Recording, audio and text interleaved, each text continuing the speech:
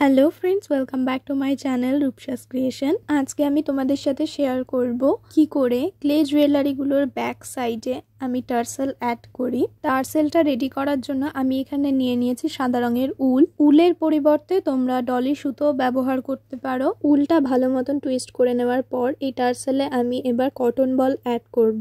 Cotton বলগুলো টার্সেলে add করার জন্য আমি এখানে পাতলা তার নিয়ে নিয়েছি। তারের সাহায্যে কটন বলগুলো টার্সেলের মধ্যে খুব ভালোভাবে ঢুকিয়ে নেওয়া যায়। কটন বলগুলো অ্যাড করার পর আমি এখানে ফুলটা বসিয়ে একবার দেখে নিলাম যে ফুলটা কোথায় সেট করলে বেশি ভালো লাগবে। ইয়াররিং স্টাডের পিনগুলোকে এবার আমি আঠার সাহায্যে দুটো কানের মধ্যে পেস্ট করে নিচ্ছি। এরপর আমি কানের দুটো এরম ভাবেই রেখে দেবো যাতে আঠাটা ভালো মতন শুকিয়ে যায়। এবার তোমরা দেখে নাও ক্লের সাহায্যে কি করে টার্সেলটা আমি অ্যাড করি। এখানে আমি মোল্ডেড ক্লে ইউজ করছি। ক্লে দুটোকে ভালো করে মিক্সড করে নিতে হবে যাতে দুটো কালার একদম ভালোভাবে মিক্সড হয়ে যায়। ক্লে দুটো মিক্সড করার সময় অবশ্যই হাতে একটু ভেজলিং দিয়ে নেবে, নয়তো পুরো হাত সাদা হয়ে থাকবে।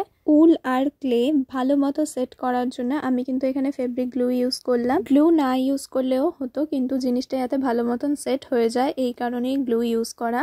টার্সেল লাগানো কমপ্লিট হয়ে যাওয়ার পর একটা গোটা দিন এটাকে রেখে দিতে হবে যাতে ভালো মতন ড্রাই হয়ে যায়। ক্লেটা শুকিয়ে যাওয়ার পর তোমরা এর উপরে যে কোনো কালার অ্যাপ্লাই করতে পারো, তবে জিনিসটা দেখতে ভালো লাগবে। ইয়াররিং দুটোর পিন ভালো মতন শুকিয়ে যাওয়ার পর আমি এখানে গুজি দিয়ে নিলাম। তোমরা আমাকে জানিও এই সেটটা তোমাদের কেমন লাগলো। ভালো লেগে থাকলে অবশ্যই একটা লাইক করে দিও। চ্যানেলে নতুন হয়ে থাকলে চ্যানেলটা এখনই সাবস্ক্রাইব করে নাও। সবাই খুব ভালো থেকো এবং সুস্থ থেকো। টাটা।